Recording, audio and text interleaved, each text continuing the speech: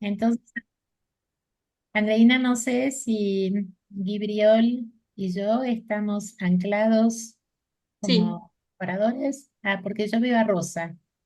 No sé si... mm, si pones vista galería, Ajá. Ah, ok. estás, o sea, anclada con el pincito, no sé si se ve. Y luego la otra vista es orador. Y en orador es que apareces tú y Gui. Ah, pero yo te veo a ti, ¿eh? A ver, ahora. No sé el resto, Gui, ¿tú la ves a Andreina o te ves a ti? Yo veo a Viviana nomás. Nosotros vemos a Viviana. Ah, entonces faltaría Gui. ¿Qué estáis Ahora sí, entendiendo? ahora sí. Lo tienes que poner en varios oradores. Ah, Claro. Te bueno, quedaste sola vamos. y anclada. Quedaste tú nada más. Faltaría Gui, entonces. Claro, claro, claro. Andreina, tienes que anclar a los dos. Mm. Ahora Ahora sí, sí. ahora quedó. Bueno, ¿Tal cual? entonces, sí, ahora estamos bien.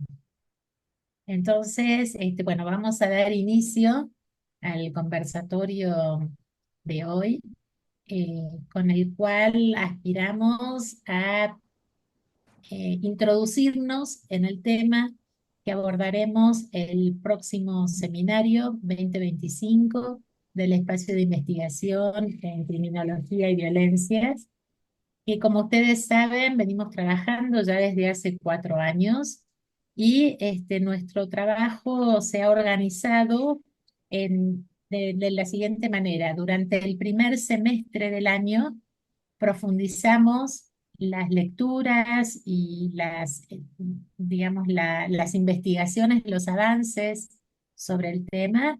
Y durante el segundo semestre tenemos encuentros articulados con el discurso de la... con el discurso de la...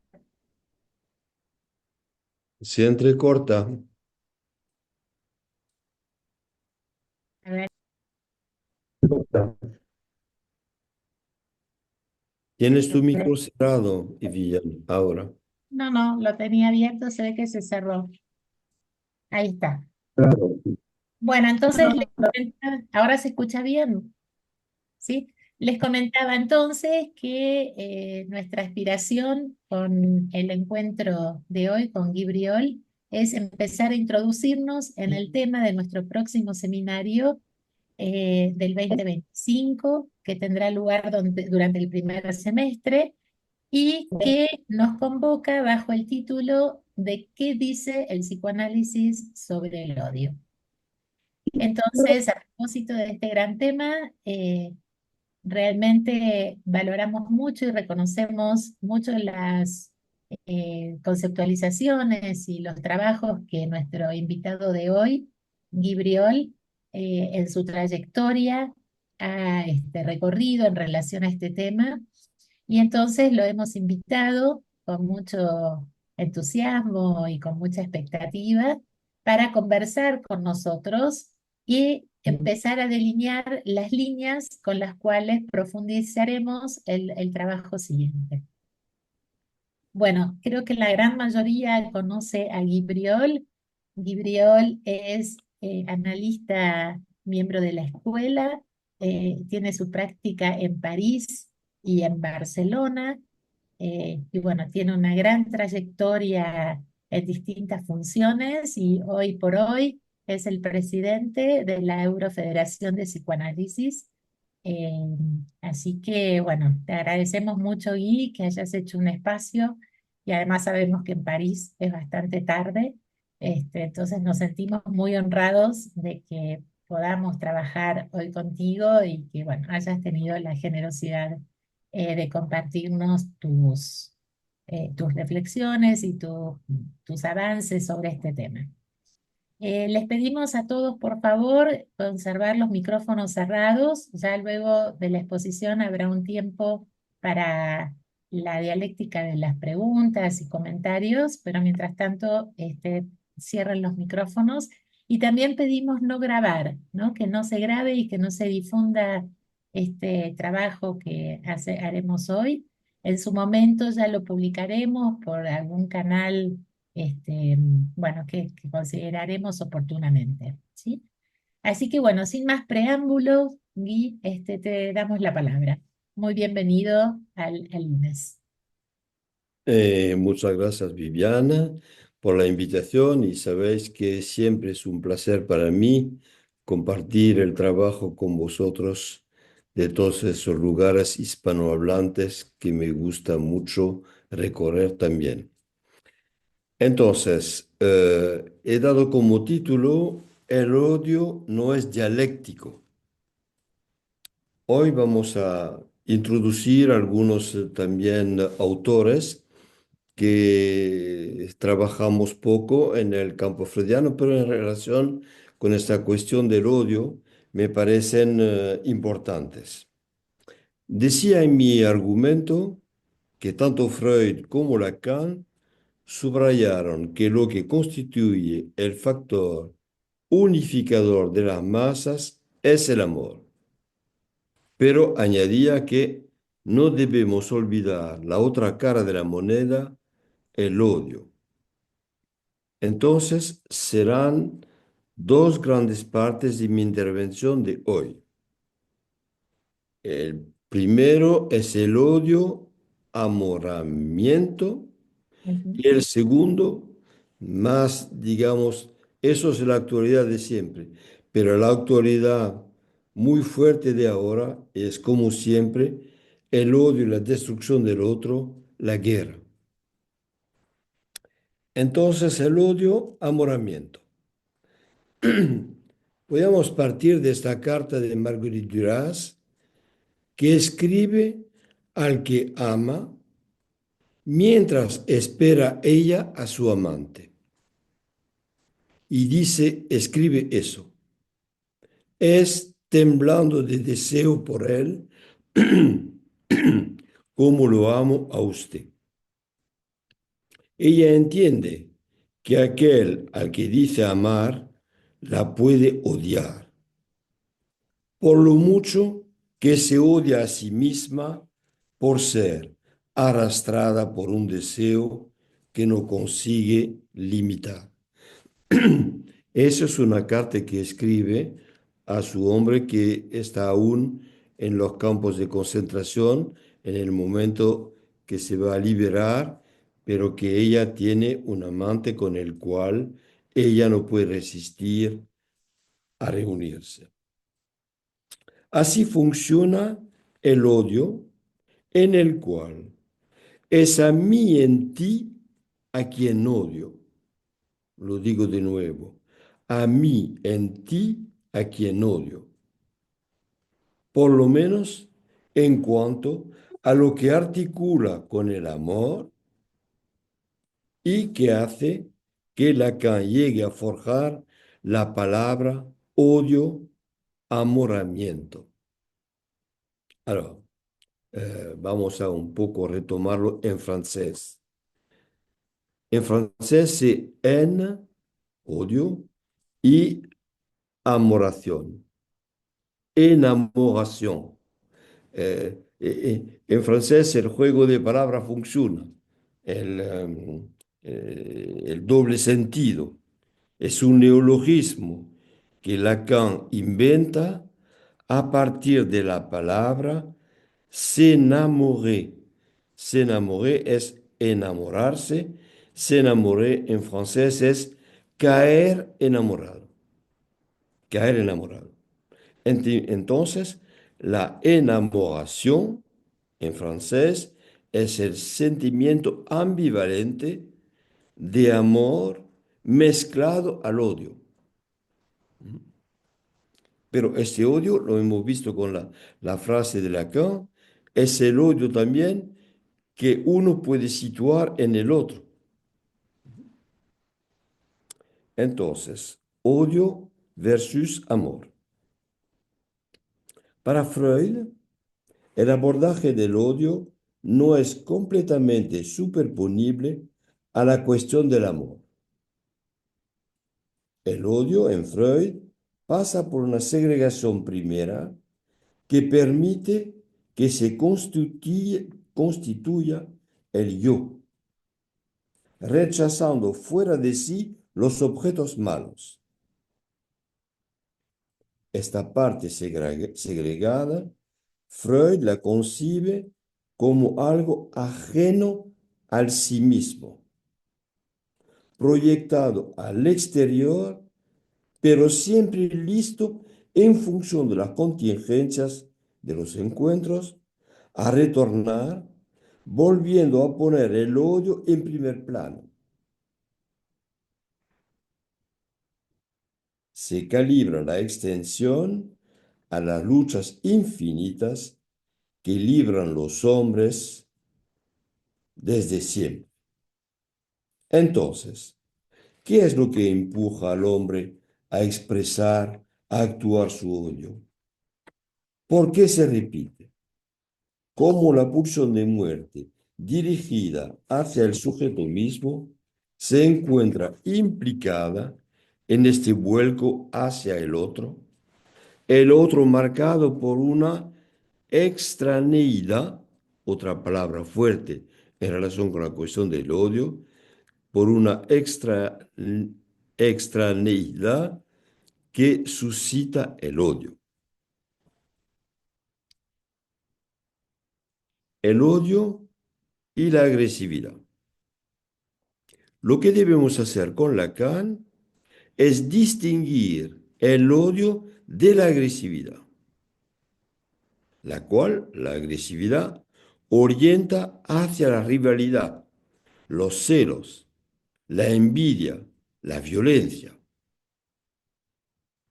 Con el odio, y eso es muy importante, con el odio es el gozo del otro lo que está en juego.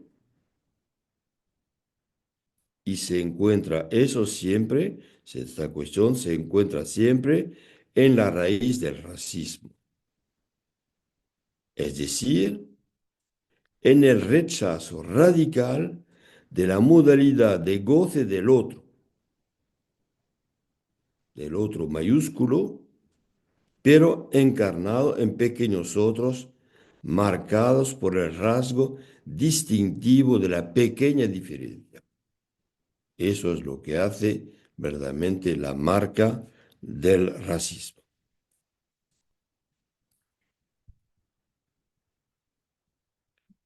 Estos otros son supuestos no solamente gozar, sino además que me quitarían una parte de este goce que me pertenecería. El gozo del otro mayúsculo es la polaridad que orienta el odio del uno mayúsculo.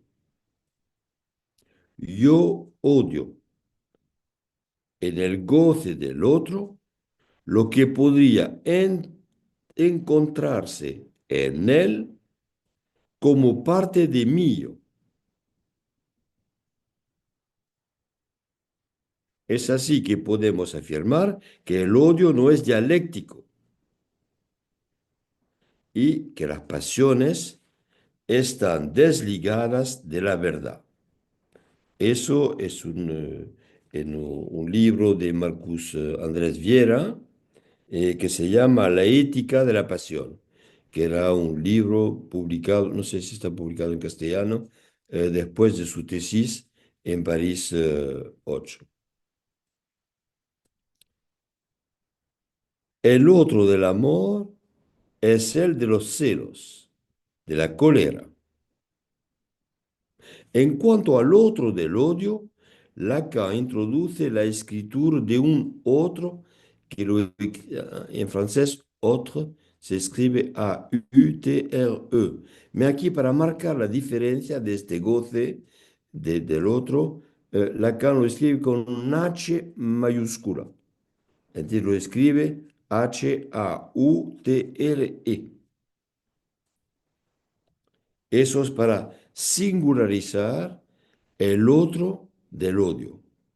No sé cómo se puede escribir en castellano, H-O-T-R-O. ¿Mm?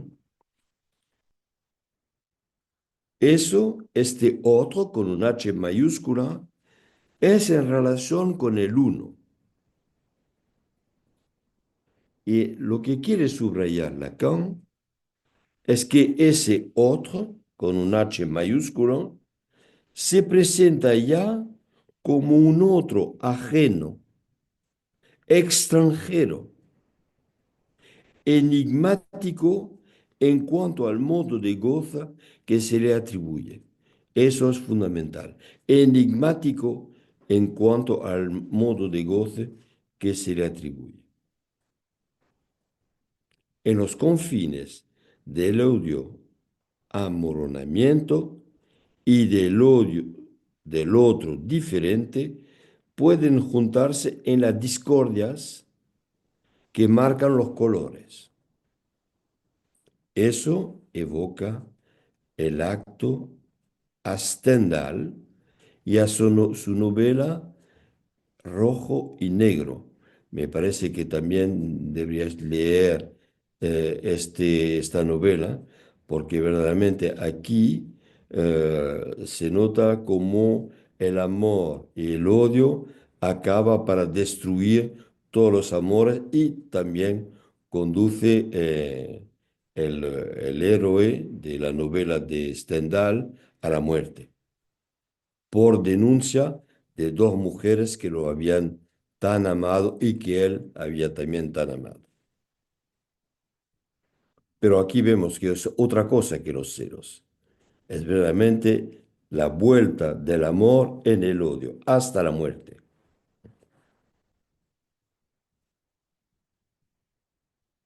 Ahora, algunas cosas de clínica. En la pareja de un sujeto en análisis, a la discordia hombre-mujer se le agrega además la discordia por la diversidad del color de sus pieles. Ella es negra, psiquiatra, orgullosa y presume de lucha feminista y es también antirracista.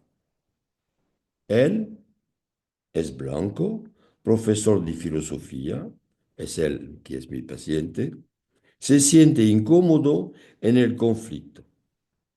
Siempre está dispuesto a evitar el enfrentamiento. Ella lo busca a menudo. Lo cito. Estoy dispuesto a excusarme enseguida, a confesar. ¿Qué confesar? No lo sabe. No es imposible que haya en el fondo de él pensamientos inconfesables, dice, de esos que los hombres pueden tener sobre las mujeres. O peor aún, si uno se atiene únicamente a la moral, pensamientos de esos que los blancos pueden tener sobre los negros. Y para acabar de confesarlo todo, dice, sobre las mujeres negras. ¿Cómo tomar en consideración las cosas más allá del diálogo socrático que se esmeran en sostener? Para ello han elegido ponerse al trabajo de su pregunta singular, cada uno en un análisis.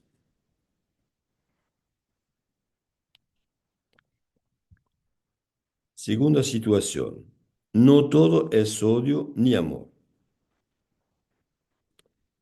No todas las subjetividades enunciadas bajo la forma del odio respecto a los padres, al partener, a uno mismo, al mundo, a todo lo que suscita cólera y rechazo, deben ser consideradas como expresiones del odio.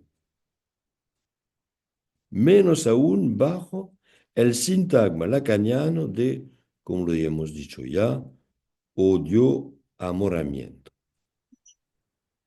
Cuando, como lo hemos evocado, Lacan subraya otra cara de la cuestión del odio, baja la forma del amor, es para hacer valer lo que íntima e irremediablemente los aúna a la ajenidad.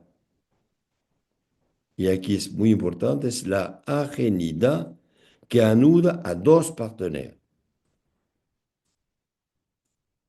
La ajenidad del otro, que como uno lo comprende, se hace aún más presente en este ser a dos, ser guión a guión dos.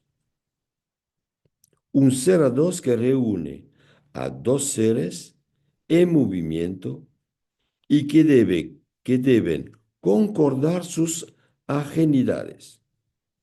Eso es otro libro también que podéis leer en relación con eso, que es de Julia Kristeva y Philippe Soler,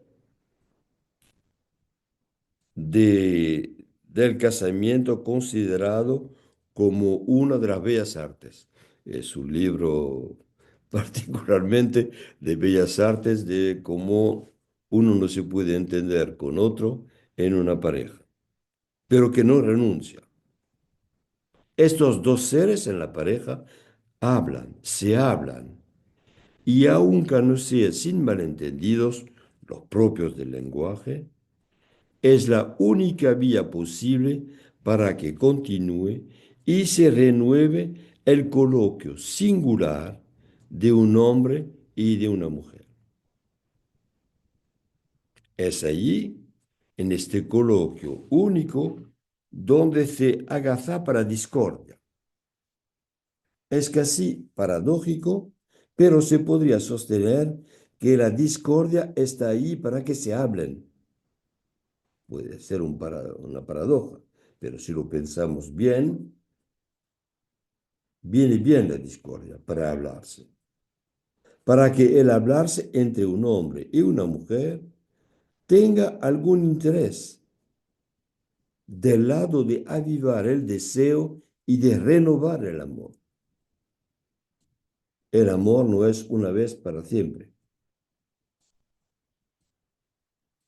Quedan aún por evitar algunos escollos, para así también en lo que se oye cuando se dirige una cura, por ejemplo, el deseo, si se lo sigue bien, no permite recubrir el amor. El amor no se puede recubrir por el hacer el amor. Eso Lacan lo subraya, no es en la cama donde se resuelve la discordia entre los sexos. Tampoco es pensando que no hay relación sexual de Lacan concerniría al no acercamiento de los cuerpos. Eso que se podría captar, lo que esta formulación dice de la imposibilidad estructural radical del encuentro de los sexos. Otras variaciones del amor. Las variaciones del amor son infinitas. Destacaré tres situaciones y un vez. Lapsus y discordia. Una mujer joven hace un lapsus cuando su partener lleva 5 minutos de retraso. Ella se inquieta más de lo razonable. Inquieta, la cito, por haberme hecho abandonar. Haberme hecho abandonar. Lo dice así. Lo dice cuando quería decir por ser abandonada. La disputa que viene a continuación toma dimensiones inesperadas. Ella no sabe por qué no puede detenerse. En la sesión que sigue, cuando el analista le subraya su fórmula, es cuando ella dimensiona lo que se le había escapado respecto a su posición subjetiva, proyectada como imputación al otro, encarnado aquí por su partener. ¿Por qué puede ella decirlo así? Ella empuja siempre al otro al límite para ver si la va a abandonar. hasta el odio. Es un rasgo crucial en ella desde su infancia. Más que un puede perderme, es un puede odiarme hasta el punto de dejarme.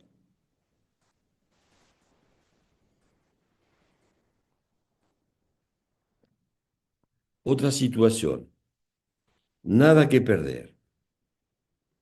Una mujer, si dice, o lo dicen a menudo, no tendría nada que perder. Tal vez no es tan simple, pero parece más bien que en el conflicto algo le impide detenerse. No puede detenerse. El partener sería impotente a la hora de limitar el desbordamiento. Es como una apuesta por lo peor, para ver aquí también hasta dónde puede llegar a riesgo de perder aquello que le importa. Una manera de verificar hasta qué punto el partener le importa ella. Probablemente cabría interrogarse para saber si en esas discordias llevadas al límite, lo que puede romperse del lado puede a partir de ahí repararse. Es siempre lo que se espera de estos momentos. No se debe excluir las curas, lo muestran bastante a menudo que lo que se haya roto permanezca roto, aunque el remiedo parezca haber permitido un nuevo impulso a la pareja. Rupturas. Es ahí donde estaba l'ancrage, el enclaje, en español del amor, porque en francés l'ancrage viene con l'encre, la tinta. Entonces funciona el equivoco en francés. Eso para decir la tinta de la carta de ruptura, la carta de venganza donde el odio puede desplegarse sin contención. Y las cartas de rupturas son escritas con tinta de odio, porque aquí no hay algo que limite, que se escribe directamente. Ahí donde el partener se sentía en seguridad, en el amor, donde se había entregado enteramente, se queda ahí solo con la idea de haber sido cobardemente abandonado. El sentimiento de la traición empuja al odio. Otra dimensión del pasaje del amor al odio, la traición. Un Witz, pero a tomar muy en serio. Podía ser ya un dibujo, un chiste de Tute. Vosotros todos conocéis Tute.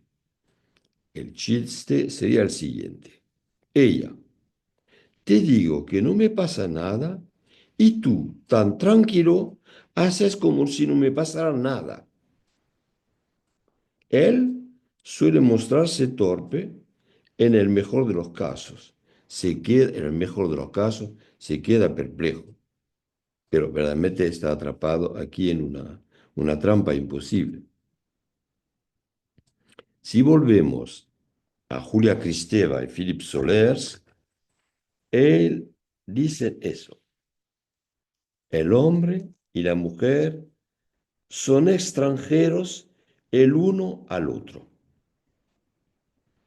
Ahora bien, la pareja que asume la libertad de estos dos extranjeros puede llegar a ser un verdadero campo de batalla, escriben. De ahí la necesidad de armonizar en la pareja. Sin embargo, subrayo que la armonización no es un objetivo para el psicoanálisis.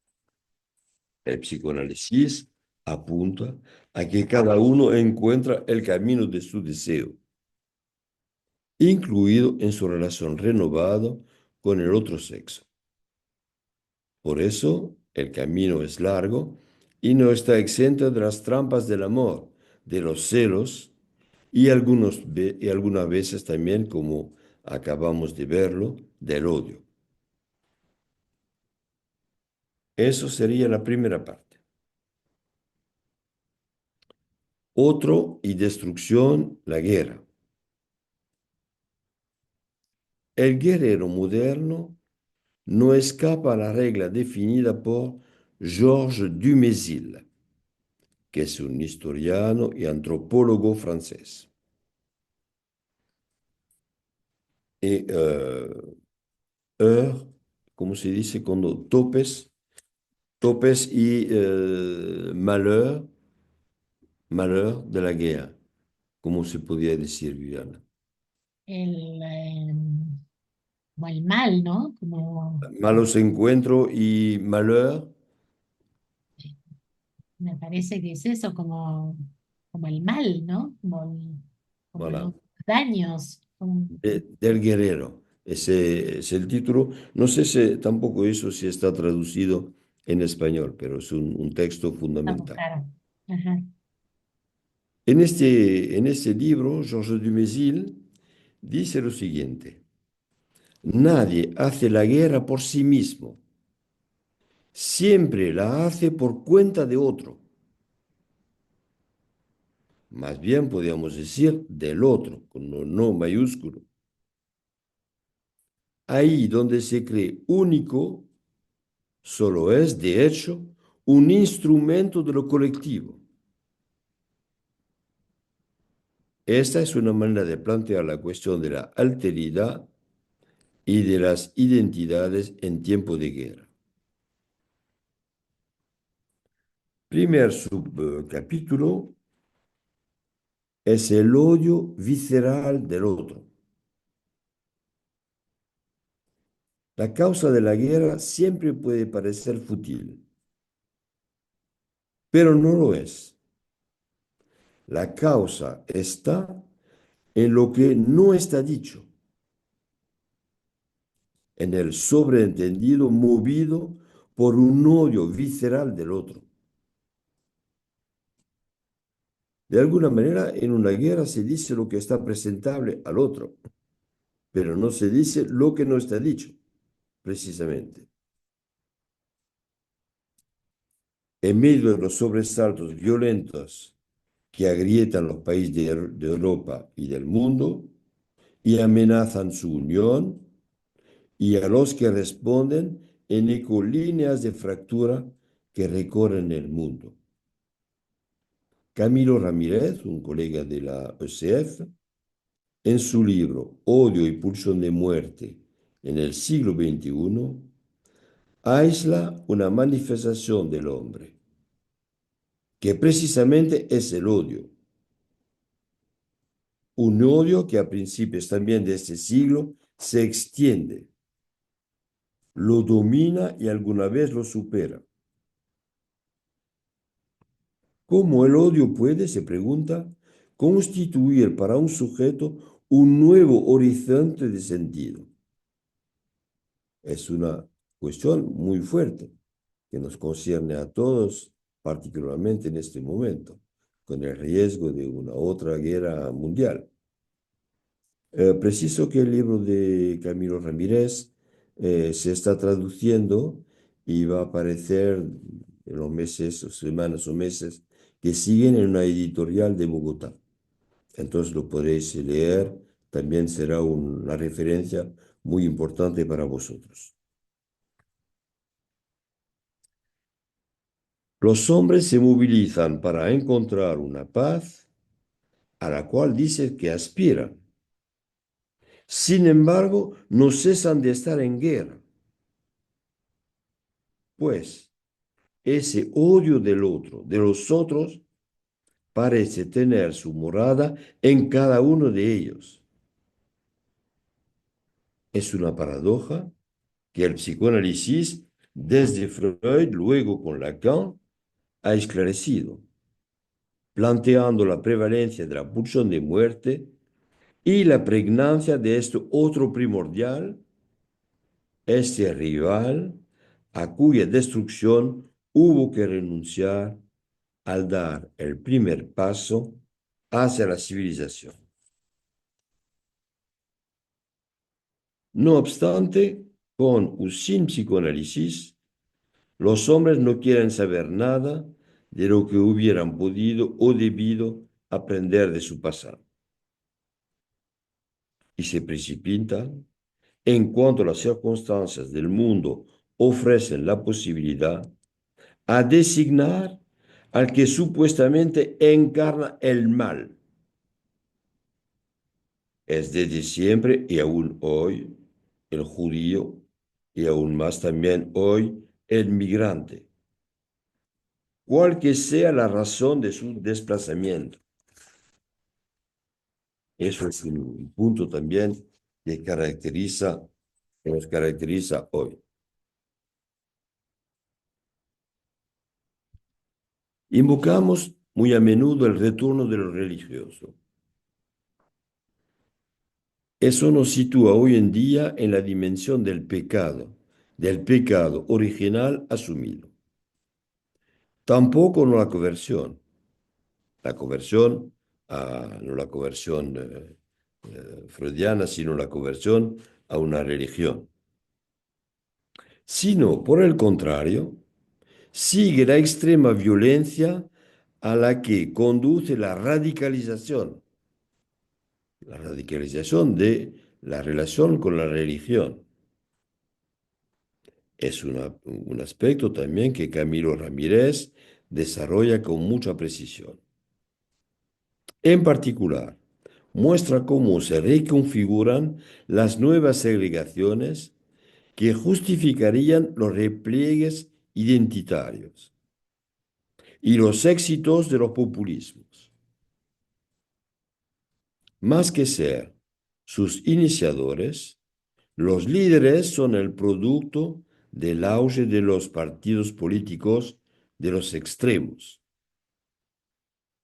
y se presenta como unos con un U mayúscula, cuya certeza contamina todos los enunciados o decisiones que llevan las marcas de lo peor que hubo en el pasado. Estas figuras, podríamos decir, de la obscenidad violenta y la violencia amenazante son vividas paradójicamente como lugares de proyección donde muchos se reconocen, se identifican y a las que se encomiendan esperando protección contra cualquier mal que ellos no ven, pero que estaría ahí agazapado insidiosamente, a menos de que, sin que se den cuenta, el odio, la sed de venganza, haya que se imaginen que en otro contexto podían restablecer un orden social en el cual las supuestas élites se desmoronarían. Una especie de gran noche de los modestos ego del anhelo, virando a una forma de Kampfparanoia purificadora. Alors, ¿qué es eso? Sabéis que Kretschmer describió dos modalidades particulares de paranoia. La Wunschparanoia, la paranoia de deseo, es el que siempre dice que va a hacer algo, que va a hacer algo, que va a vengarse, que va a atacar a los que lo persiguen, pero que nunca lo hace. Siempre es desplazado por más tarde. Y del otro lado, la Kampfparanoia, que es la paranoia de combate. Es más bien esta modalidad que vemos hoy.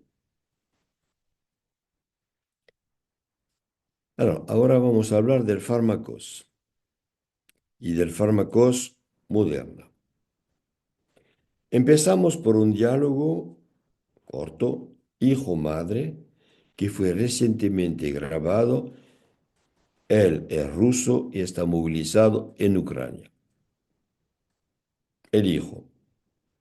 Mató a gente, mamá, dice este joven soldado ruso a su madre. La madre. Defiendes a tu país, hijo. El hijo. Pero, sabes, dicen que no son realmente personas. Eso es el ideal para ocupar el lugar del fármacos moderno. El otro que no está considerado como totalmente ser un hombre. A este se lo puede destruir sin problema. Como las mujeres ucranianas que les dicen estos soldados jóvenes rusos que las podrán violar tal como les gustaría, que no son totalmente mujeres. Mientras que sus madres en Rusia desfilan para que vuelven sus hijos, que son tan buenos hijos. Así es la estructura de hoy en día, pero podríamos decir de siempre. Por ejemplo, en el Gargantua de Rabelais, que es un gran autor francés, ya la guerra se hacía también de esta manera. Y además, en el Gargantua, el más decidido a destruir las mujeres con su espada era un cura. Es que Rabelais hace encarnar realmente posición la más odiosa por un cura. Bueno, volvemos a nuestros fármacos. ¿Qué es el fármacos? Para los que no lo saben, era en Grecia antigua aquel que la ciudad designaba para ser sacrificado a fin de expiar las faltas de los habitantes y así evitar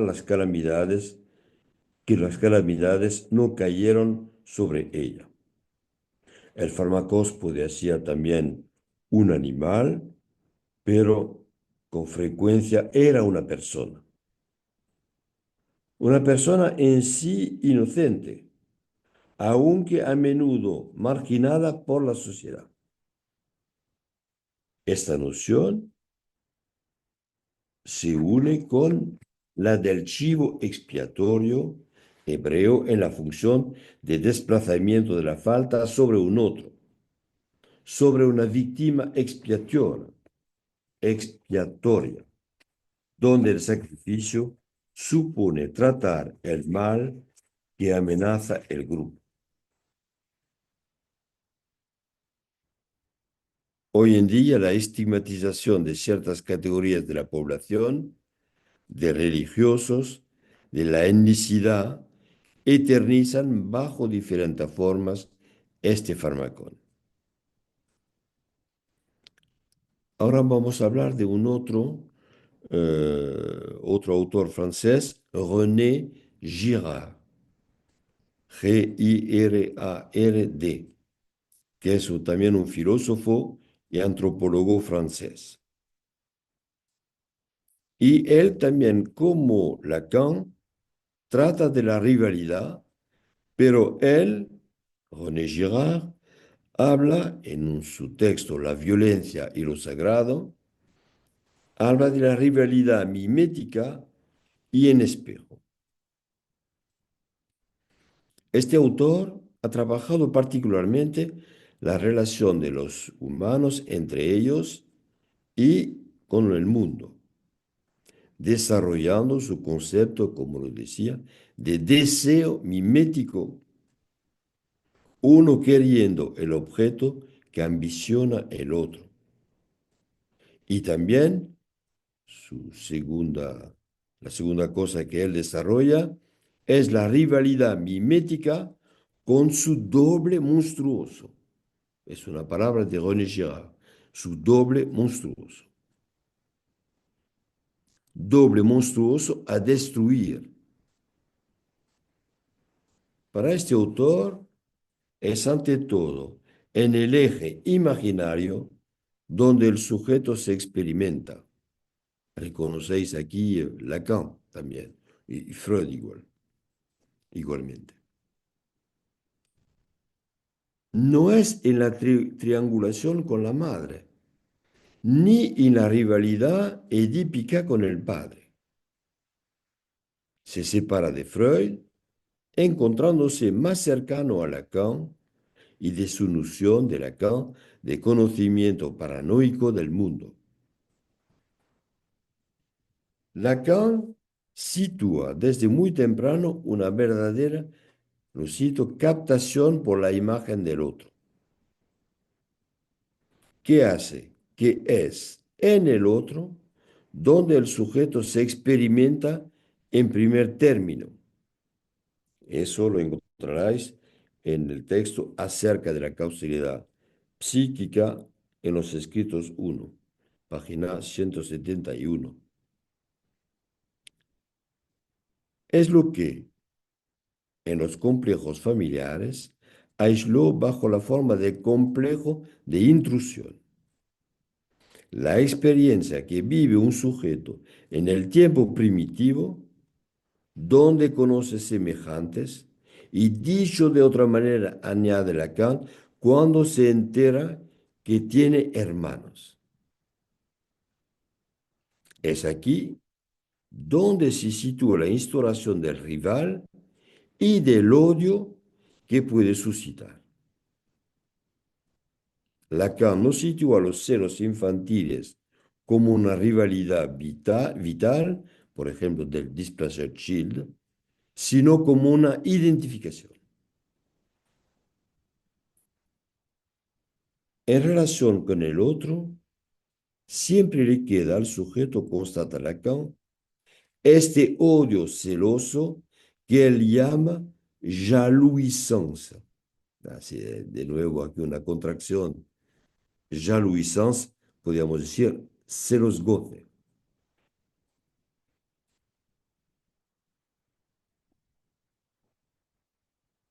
Esta jalouissance destinado a aquel que se le supone tener el objeto. Cito a Lacan, un odio consistente es algo que se dirige al ser mismo de alguien que no tiene por qué ser Dios. Eso es en el seminario aún, el seminario 20 aún.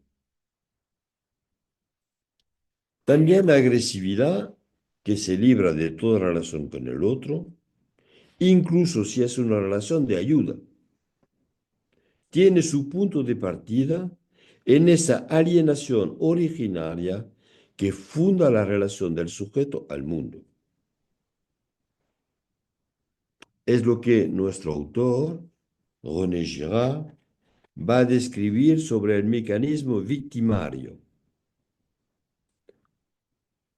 Este mecanismo victimario correlativo de una crisis mimética donde en un grupo social, en una nación, se cristaliza un todos contra todos. Eso explica mucho el mecanismo de las guerras. Pero la solución pasa por una transformación de este todos contra todos en un todos contra uno, que finalmente se convierte en el que hay que eliminar. Entonces toda la violencia se concentra sobre aquel que toma ahora el estatuto de víctima expiatoria para todos, revelando el carácter arbitrario, aunque en adelante ineluctable de esta elección. La víctima sacrificial es a menudo escogida por el hecho que, de una manera consciente o inconsciente, no habría nadie para defender su causa. Y aquí esta víctima la tenemos designada a la venganza de todos. Entonces, por el sacrificio, el hombre, digamos, es el animal de predilección. Lo había anunciado un poco antes. Es verdad que los sacrificios de animales están presentes en casi todos los ritos de purificación. Están ahí en el lugar de un humano que los representa. La sangre, vertida pronto, ha sido absorbido por la tierra sobre la que se ha extendido como si tuviera una avidez sin fin. Lo terrible es más allá, dice René Girard, más allá que esto apunta. No se detiene aquí. Le hace falta también sangre humana. Es eso la perpetuación de las guerras. Esta tierra, sedienta de sangre, no es más que la metáfora del límite que el hombre no encuentra, ni en los ritos sustitutivos, ni en la espada de la ley, ni tampoco en el salvajismo de los desgollamientos que remiten al orden del día Daesh, el Estado Islámico en Irak, Hamas y su masacre del 7 de octubre de 2024, y también en otros lugares, y hace que la feroz humanidad del pueblo pide aún un poco más de esta sangre impura. Explica muchas cosas de por qué no se pueden terminar las guerras aún ahora. La ofrenda solo tiene valor siendo un derramamiento de sangre. Es aquí donde el sacrificio toma su dimensión de violencia expiatoria por la cual la víctima maldita es transmutada en instrumento de salud, aquel que es destinado al sacrificio por su oscuridad. Él se ve animado por un aura de pureza. Esta es la paradoja del fármacos. Hace falta que la ofrenda hecha a los dioses para calmar su cólera tenga un valor. Pero la condición mínima es que la víctima sea designada y al menos sobre un punto que sea culpable. Por ejemplo, culpable de ser extranjero o diferente. Estas dos calificaciones funcionando tanto para el interior como para el exterior de la ciudad, del país, de una comunidad más restringida. Para ello, este culpable, al que hay que señalarlo por su diferencia, haciendo visible para todos por un signo que lo distinga, antropométrico, racial, religioso, vestimentario. Entonces puede ser clivado de los otros y el proceso se pone en marcha. Así, Joseph de Maistre también es alguien que debéis leer relativamente al sacrificio, que es un hombre político y un filósofo francés. En su tratado sobre los sacrificios, subraya que del culpable al enemigo no hay más que un paso. Todo enemigo se convirtió en culpable y, desgraciadamente, también todo extranjero se convirtió en enemigo cuando hubo necesidad de víctimas.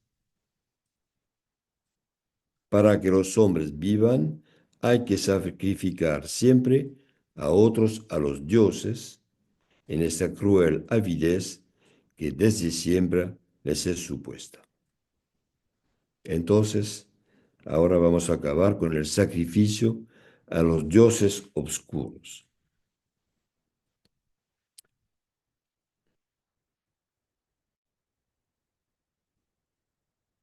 Armand Zalosik, que es un colega de la ECF que vive en Estrasburgo, en su libro El sacrificio a los dioses oscuros, retoma la escena del Éxodo donde Dios dice a Moisés, lo cito, verás mis espaldas, pero mi rostro no se verá.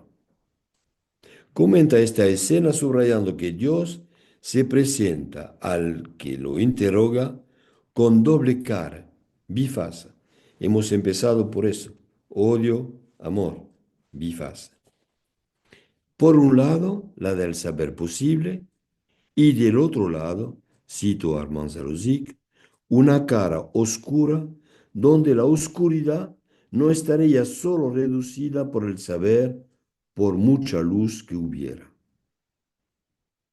La pregunta de lo que el otro quiere se plantea del lado de sus intenciones. Aquí también una palabra muy fuerte en relación con la cuestión del odio. Si podía decirlas, no tendríamos que preocuparnos por lo que calla, instaurando aquí la cuestión del deseo de un otro oscuro. Esta doble cara de un Dios oscuro va más allá de las religiones monoteístas e incluso de cualquier religión. En eso, el otro oscuro es el prolongamiento y puede ser implacable que la exigencia supuesta a los dioses. Entonces el sacrificio está dirigido a la cara enigmática de este otro supuesto exigir siempre más de un goce mórbido opaco. ¿No es? Y eso puede parecer paradójico por exceso de celo o por obediencia a los órdenes que se entregará aún más víctimas que las exigidas. Este ser absorbido, haberse entregado ciegamente a un goce tan opaco que el gozo que está supuesto al otro y que compromete íntegramente al sujeto en sus actos. Eso en relación, por ejemplo, con los que torturan, nunca ellos están implicados, obedecen a órdenes. Y los que dan los órdenes pretextan que nunca ellos han torturado o que han pedido eso. Denunciar, otra palabra fuerte en relación con el odio. Denunciar es una de las modalidades más cobarde del propio gozo oscuro. El que denuncia, que lo sabe, que no lo sabe, esto está en relación con un goce personal oscuro. Es decirle a la cara desconocida, pero supuesta terrible, de aquel al que se denuncia que presenta garantías que el que se denuncia no tendría. Es asegurarse mostrando a este otro que compartimos su sed de justicia, de orden, y que le somos fiel y que no estamos sujetos a malos pensamientos en su contra. Eso en las dictaduras o los regímenes extremos se nota muy fácilmente. De hecho, es una de las peores formas de la denegación. Es negar su propio inconsciente. Es rechazar la idea que pueda contener también malos pensamientos. Es hacer de aquel que denunciamos un fármaco de uso personal.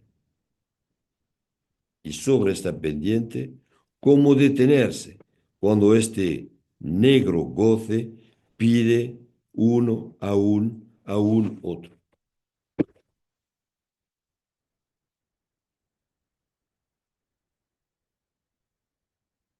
Lacan sitúa la experiencia inhumana y monstruosa del Holocausto no como un accidente único de la historia, sino como un resurgimiento, seminario 11, página 282, un resurgimiento de algo que está aquí, que ya ha tenido lugar.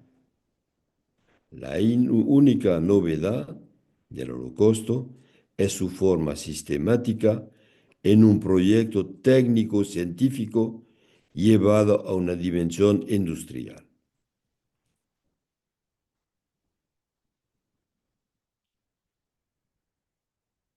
a cada uno su fármacos, desdoblado.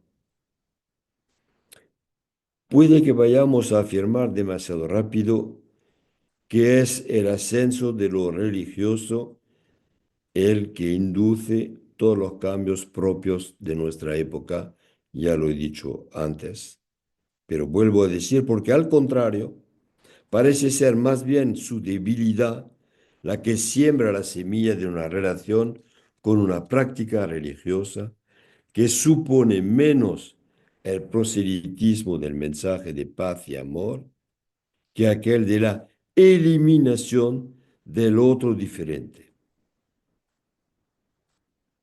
A cada uno su fármacos, podemos decir. En el contexto de nuestros países, pero en otros también, se necesitan siempre dos. Siempre hacen falta dos, de los cuales uno de ellos, inmutable a través de los siglos, queda el judío y el otro una encarnación, más o menos conjectural, de una figura satánica estigmatizada. De hecho, lo que llamamos modernidad no consiste en ninguna invención innovadora, sino en la perpetuación de un no querer saber del hecho que la designación de un fármacos, su sacrificio como regulador de la violencia, es en sí mismo una violencia. Eso es que hay que notar. La justificación está en el otro y en su dicha alienación a un Dios donde nos perdemos a saber si exige lo que los hombres le atribuyen como imperativo para su goce divino. Y nosotros, los psicoanalistas, no es el sacrificio, tenga un sentido religioso o filosófico, que el psicoanálisis nos conduce, sino a abrir los ojos. Abrir los ojos, sola posibilidad que permite librarse de la ética tradicional. Eso también es en el seminario 11 de Lacan.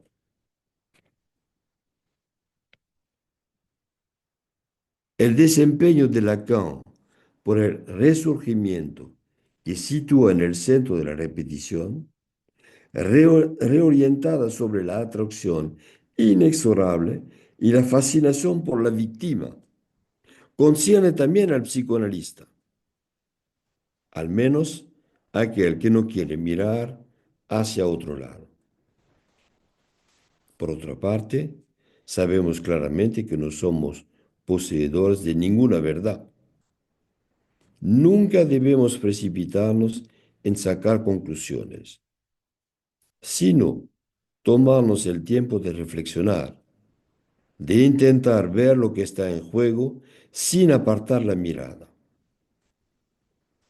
El psicoanálisis debe permitirnos mirar las cosas de este modo, no desde la distancia, sino de un modo que nos comprometa y también nos haga responsables. Trabajar sobre la violencia, sobre el odio, significa delimitar los campos del goce en juego, tanto individual como colectivamente. Nosotros, psicoanalistas, no estamos exentos de interrogarnos sobre lo que nos concierne. Voilà.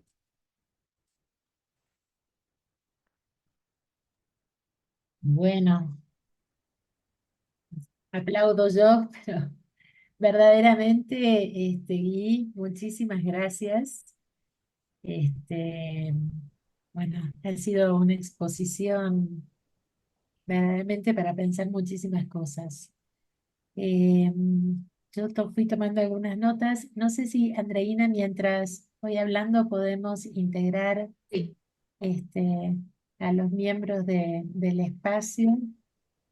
Eh, Me parece que este final, digamos, en el cual tú orientas la posición del analista, ¿no? De ver sin apartar la mirada, ¿no? Ese analista que es capaz de ver este real horroroso, porque conforme tú ibas haciendo el desarrollo de tus ideas, yo pensaba cómo vas trabajando, cómo vas mostrando el aniquilamiento del ser que implica la guerra y que implica el odio, ¿no? Es el aniquilamiento del ser, porque en la medida en que una mujer se vuelve mujer es más difícil de violar, en que un hombre se vuelve hombre es más difícil de matar, ¿no? Entonces es necesario que se borre la dimensión humana, la dimensión del ser, la dimensión Eso de es. ese sujeto en tanto tal, para poderlo matar. Entonces lo que se está matando, lo que se está aniquilando es el horror que tenemos que ver, ¿no? Es esa, eh, ese valor, ese registro de lo humano, de la condición humana, de cada uno de los que integran este circuito fatal, ¿no? Porque tanto el que mata como el que es matado, ¿no? Y me parece que esa figura que tú traes, ¿no? De la víctima sacrificial, me gustaría detenerme en esa figura, ¿no? De esta figura que se ofrece como una especie eh, de sacrificio, como expiatorio de eso, pero digamos, queda, eh, me preguntaba, esos soldados que vienen de la guerra, ¿cómo hacen para recuperarse de ese lugar, ¿no? De víctima sacrificial? ¿Qué proceso? ¿Cómo se reaviva? ¿Cómo se reintegra la dimensión del sujeto, la dimensión humana allí?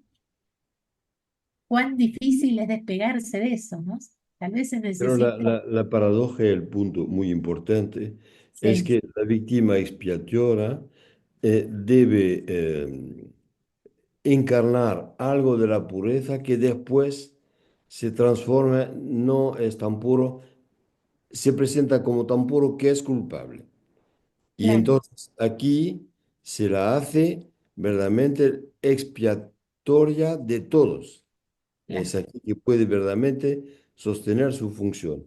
Y también lo que subrayabas de entrada, el borramiento de la dimensión humana es fundamental.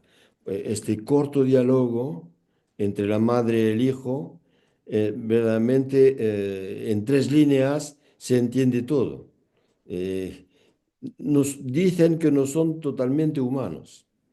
Dicen que estas mujeres no son totalmente mujeres humanas tampoco. claro, Entonces ya nadie, nada nos limita.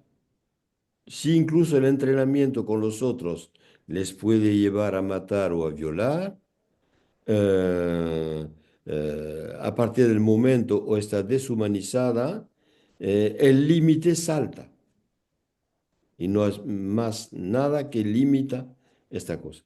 He escrito en otros lugares que los hombres se hacen la guerra matándose y después de la guerra se encuentran haciendo la guerra violando a las mujeres, en el cuerpo de las mujeres.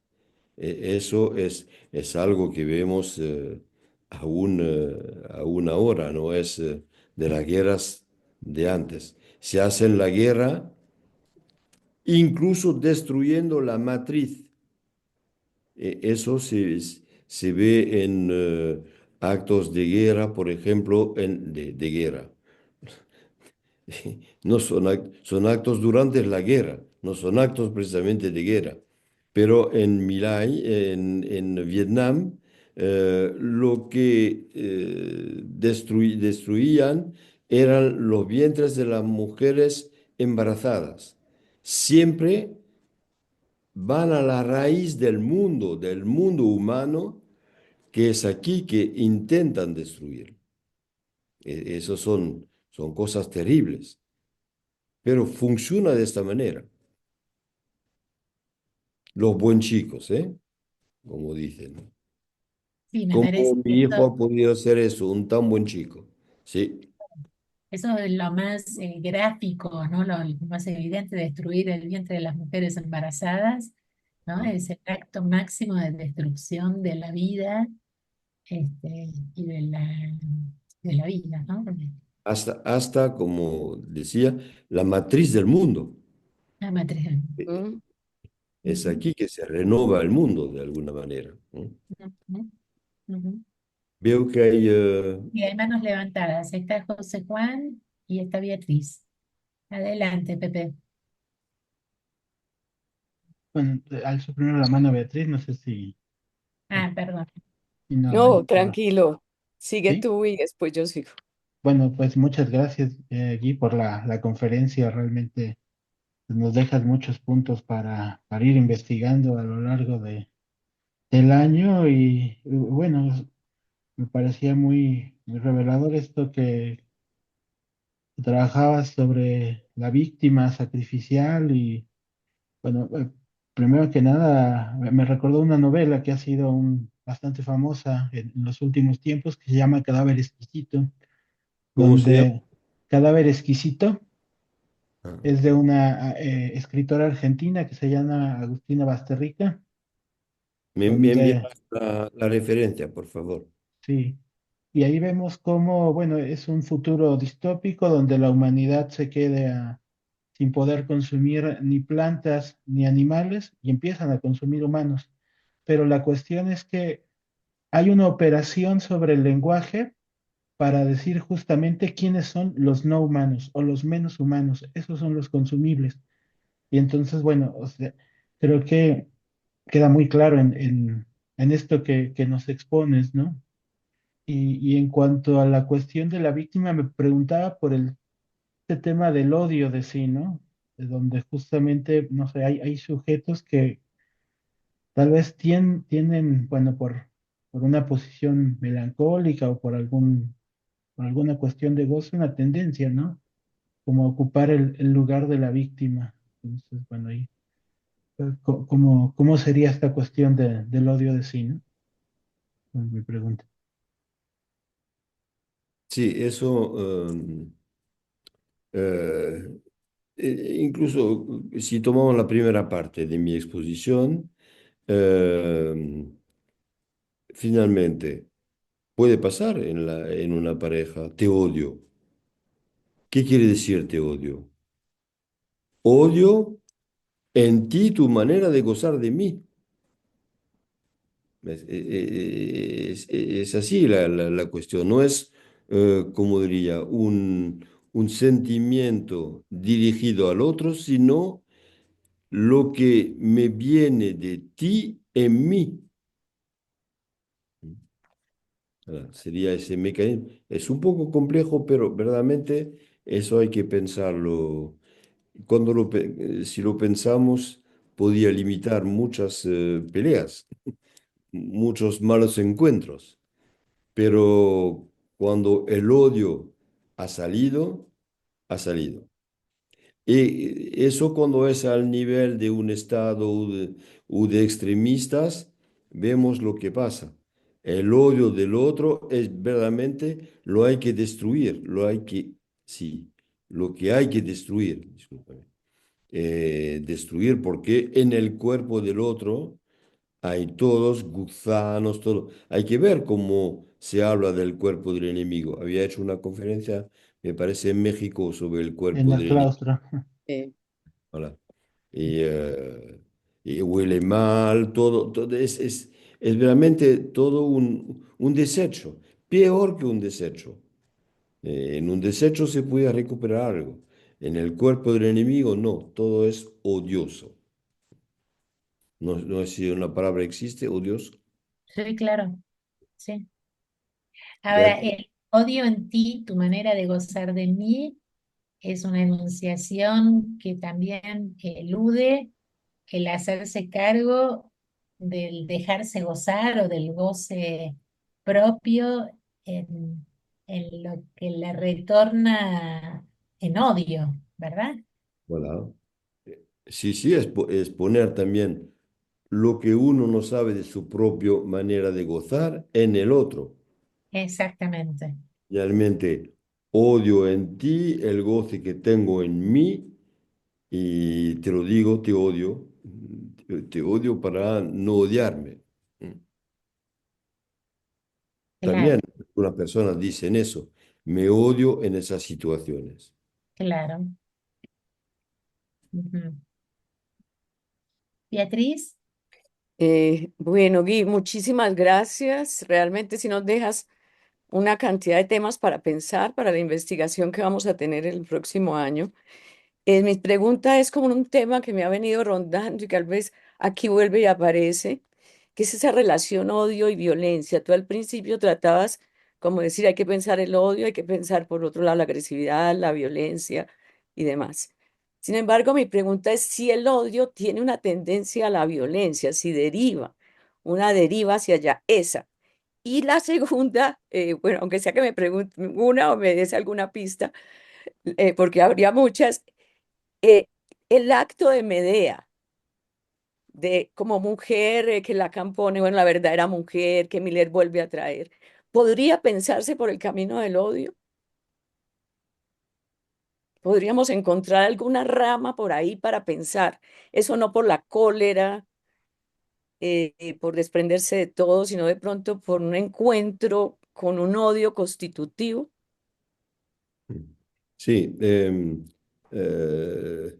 aquí podríamos decir que aquí donde podíamos ver niveles, tiene razón de atraer la atención sobre, son posiciones estructurales diferentes.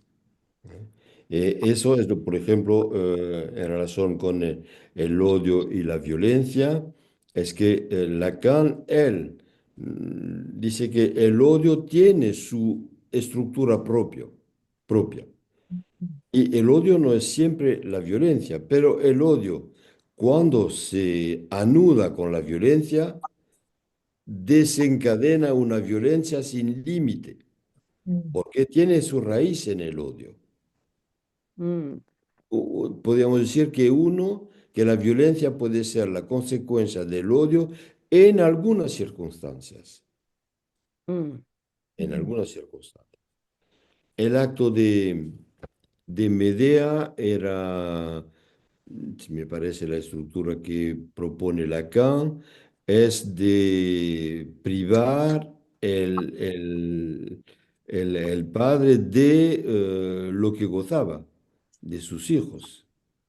ujú, Y eso es lo que vemos hoy en día, en Francia, pienso que en los otros países no debe estar diferente, tenemos muchos medias mm, hombres que en mm, el momento de la separación matan a los hijos, hace 2 semanas pasó también aquí, y lo dicen explícitamente, para que ella no puede seguir gozando de los hijos. mm, Y no es que no tienen, no es que tienen, algunos pueden tener un amor muy fuerte, un interés muy fuerte a los hijos, pero no es eso lo que está en cuestión. Lo que está en cuestión es de privar al otro, del ujú. goce.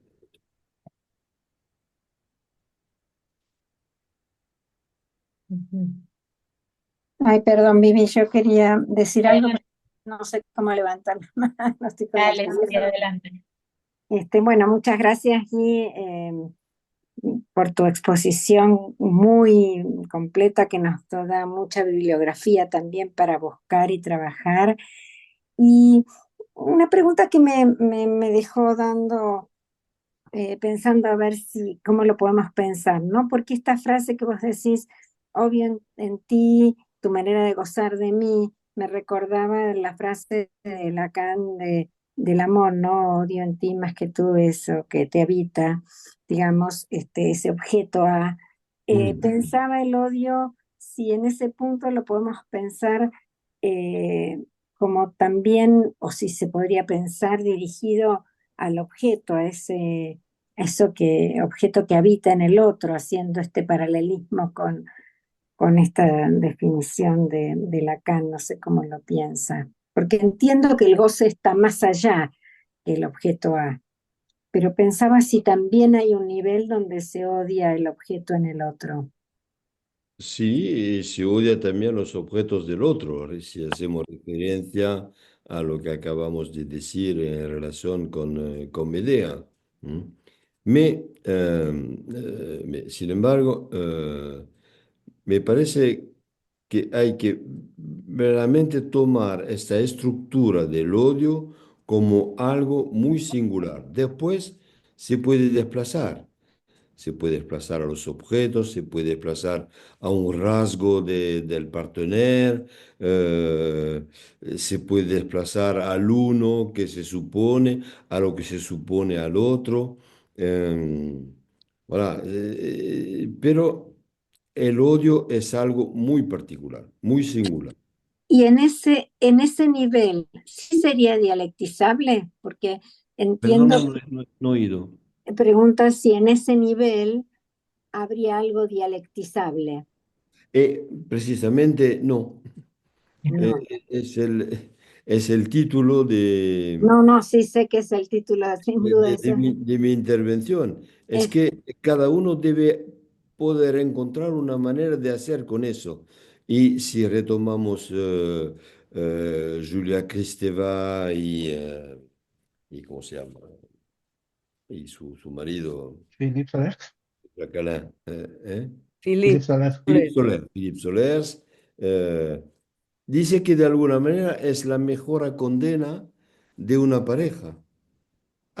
No hacer de eso algo dialectizable, sino que pone la pareja a hablar de ella a partir de sí mismo y de no recubrir precisamente esos malos encuentros del lenguaje por varias cosas que cada uno inventa la suya. ¿No?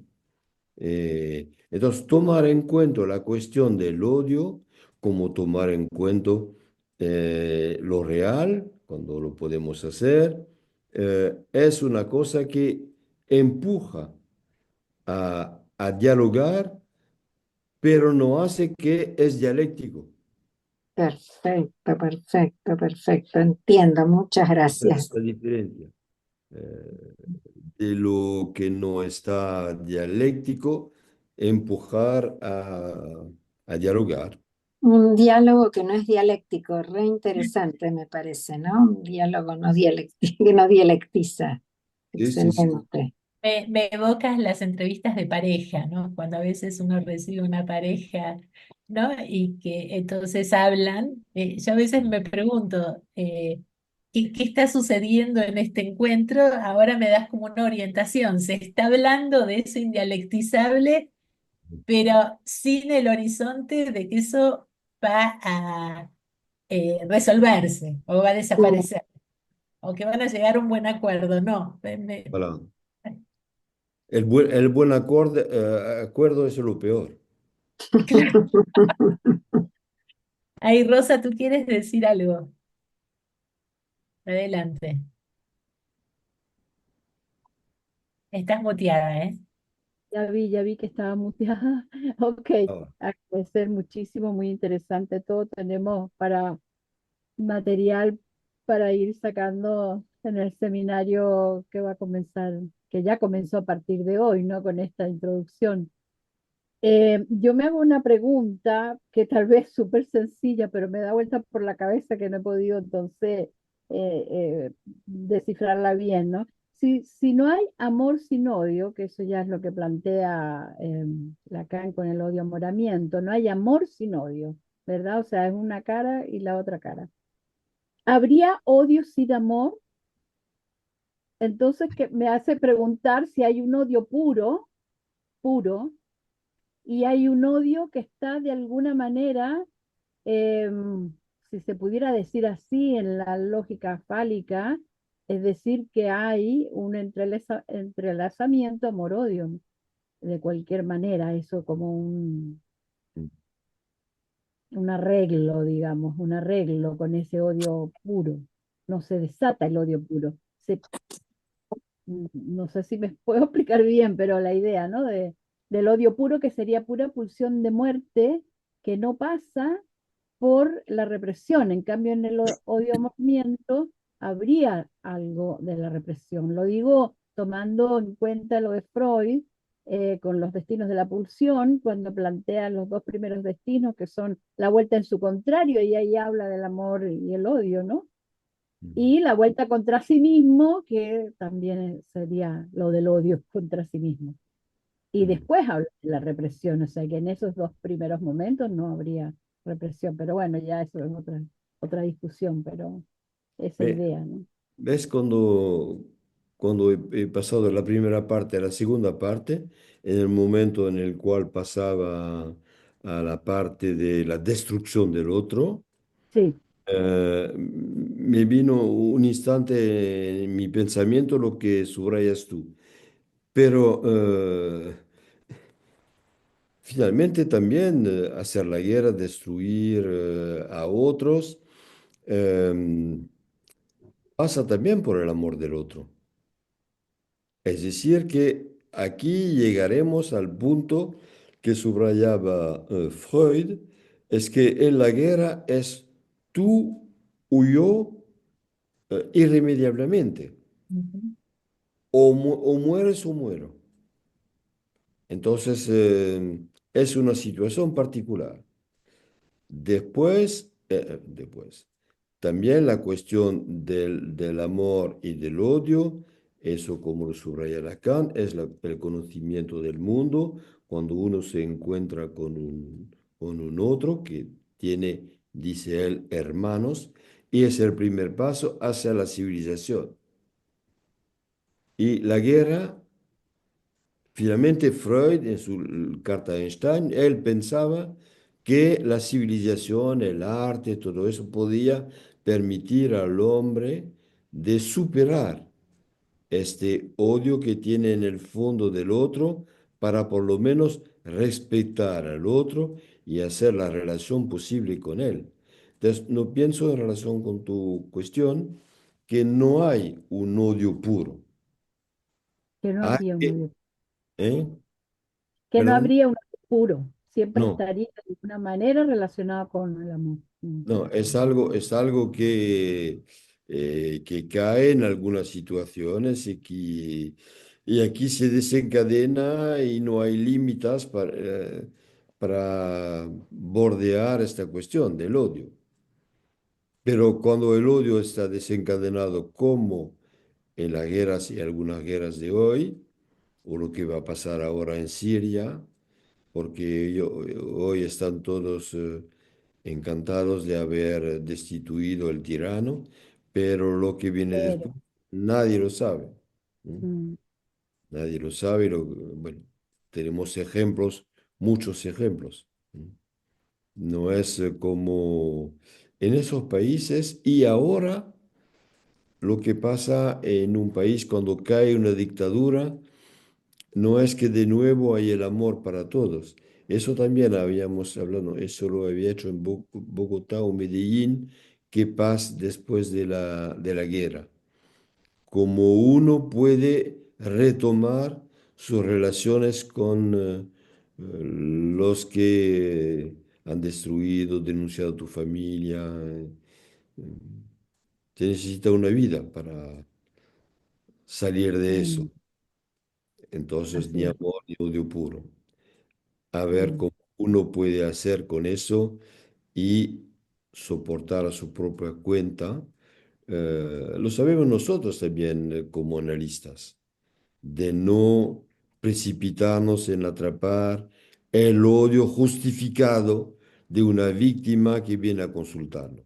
Sería lo peor de lo que podíamos hacer. Escuchar, acoger, no es opinar por la posición de víctima, incluso si se reconoce que es una víctima. ¿Me siguéis? Aquí en este punto es un punto para nuestra práctica que es importante. Sí, porque pensar quizás en la posibilidad de un odio puro sería como dejar de suponer un sujeto, eh, Oui. ¿no? Ah, Sería, bueno.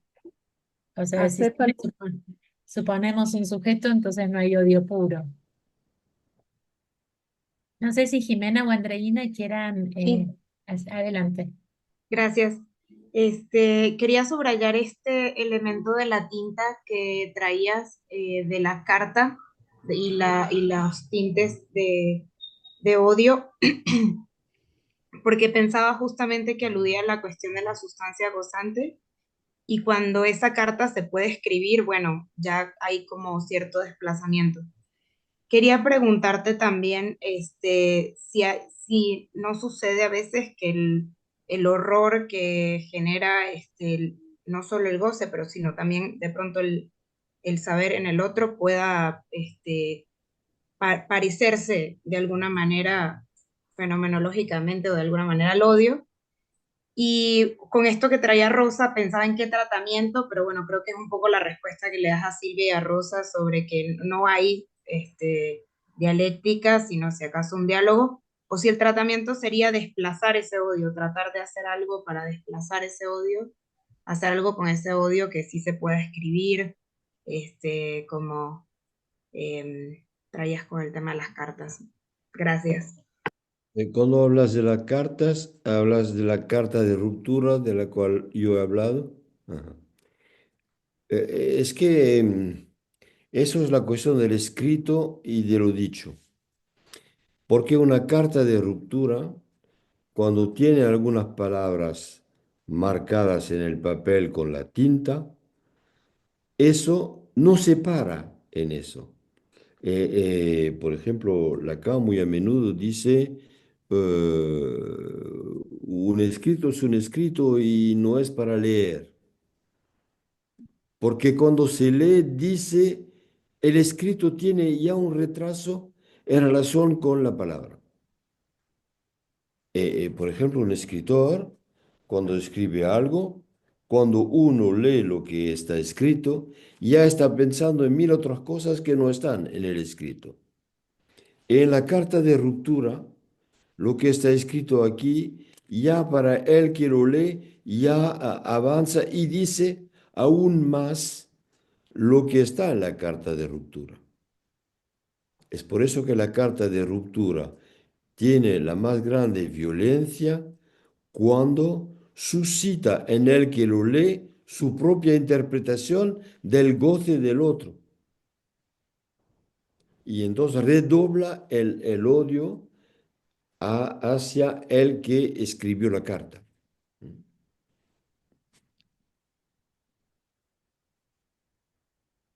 Como se dice, Ujú. las palabras se van, lo que no es verdad tampoco, ¿eh? Lo que está escrito se No queda. se las lleva el viento, no se las lleva el viento.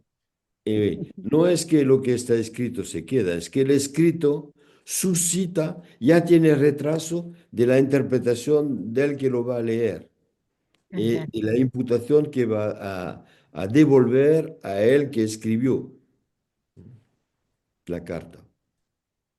Wow. Aquí tenemos dos intervenciones y yo creo, me da mucha pena, pero vamos a tener que ir concluyendo. Sí, porque para mí es Jimena, medio de la noche. si está Jimena, Sí, sí. está Jean-Luis. Y tomamos estas 12 últimas intervenciones y bueno, seguimos en el seminario en el 2025. Bueno, Silvia también ahí quiere decir algo y ahí concluimos. Adelante, Jimena. O sea, si bien, gracias por la aclaración y que me parece importante de poder separar lo que es violencia de odio, ¿sí? Pero también tenemos circunstancias en las que se ve que no solamente hubo violencia, sino seguramente la participación del odio, sobre Sí, todo en la manera como ciertos hombres actúan en el momento de matar a la mujer, diríamos, ¿no? Ahí no solamente se ve el acto violento, sino también podríamos decir que acompañante odio eh, por la crueldad eh, con la que tratan el cuerpo del otro, incluso ya después de su muerte, ¿sí? Eso quería agradecer más que todo la aclaración, la separación entre violencia y odio. Ujú. Mm. y eso es muy, muy importante. ¿Por qué hay la persona degradada ya sobre la cual porta el ataque y también hay después cuando la persona está muerto el cadáver, pero no se acaba la cuestión, porque el cadáver mira también al que lo ha hecho cadáver y aquí el odio redobla y hay que de nuevo destruir incluso el cadáver. Sí. Ujú, Hasta, bueno, sobre este tema trabajé también la Fosso Común, de la cual hablaba particularmente Marguerite Duras, los cuerpos mezclados para hacer de un cadáver ni un despojo, se dice, ujú, sin- sí, sino un desecho, algo que debe totalmente desaparecer. Las ujú, cenizas de los campos verdaderamente es lo que postulaban. ujú, De cenizas no se hace nunca un cadáver, es claro, también sacarlos de la historia. ujú, bueno. Bueno, Mm. Yanis, te damos la palabra. Muchas gracias y también breve, un comentario también sobre el sacrificio. Un autor también muy importante para considerar sería Georges Bataille con La parte maldita. Y esa parte que Bataille la menciona un poco así, lo digo muy rápido, como un empuje al exceso, al despilfarro, a la fiesta, y que quizás haciendo un forzamiento bastante apresurado ahora, ¿por qué no pensar esa parte maldita como ese goce que podríamos llegar a extraerlo por vía de un análisis y hacerlo un poquito más civilizado, o mostrar un poquito ese goce un poquito más civilizado? No eliminarlo porque va a ser imposible, pero ver de qué manera eso puede acceder a la civilización de una manera un poquito más tranquila. Ese nomás era mi comentario. Bien, está un comentario interesante, importante. Vale. Bueno, muchas gracias. Silvia, te dejamos la última intervención. Sí, me acordaba con esto de las palabras y el escrito del insulto, ¿no? ¿Qué lugar en el odio para el insulto y si es de alguna manera un modo de tramitarlo que no lleve a la violencia? No sé cómo lo pensás. Bueno, hay que ver si el insulto no es una violencia. Correcto, claro. Sí, no, es cierto, pero la violencia física, la guerra, eh, Sí, muy a menudo el odio se manifiesta por el insulto, antes de manifestarse por la destrucción del otro. En los intercambios de odio, el insulto tiene su lugar, un lugar privilegiado. Ujú, Eso sí. gracias. También tiene su límite, que no es actuar sobre el cuerpo del otro ujú. o Bueno, forzar. Se puede encontrar aquí muchas situaciones en relación con lo que acabas de plantear sobre el insulto, que es también, bueno, los goces cuando los cuerpos se encuentran y que el uno quiere insultar o ser insultado por el otro. ujú, Eso son cosas también que pueden conducir a acuerdos entre una pareja saliendo del lado del muerto, como se dice, de Del- matar al otro. ¿Mm?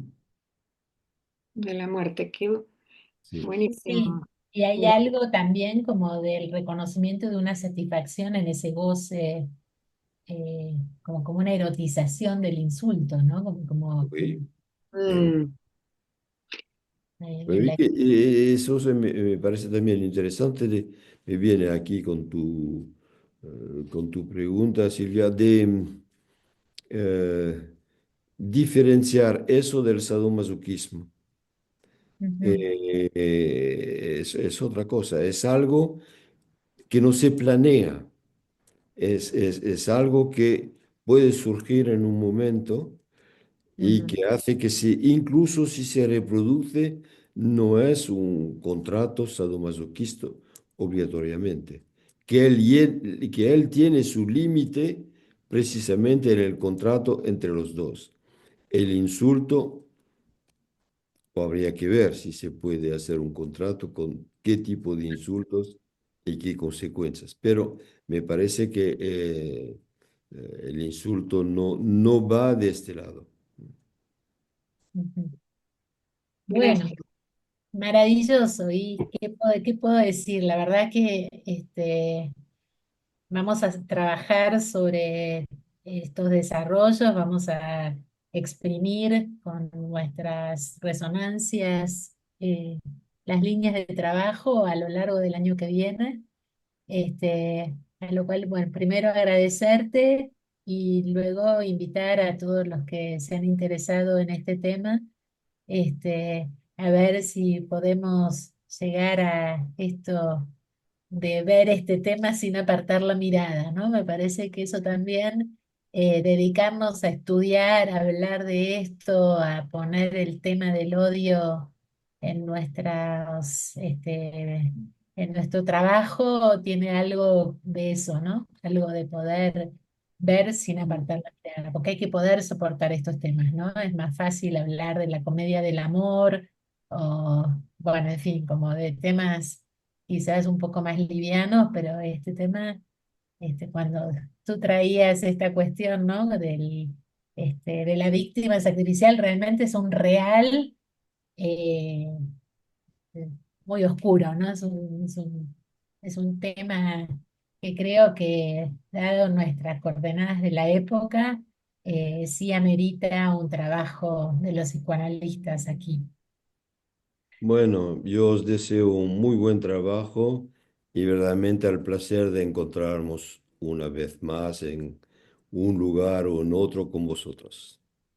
Bueno, muchísimas Gracias. gracias. Nos Gracias. vemos pronto. Muchísimas gracias. Adiós. Chao. Muchas gracias. Gracias. Muchísimas gracias. Excelente.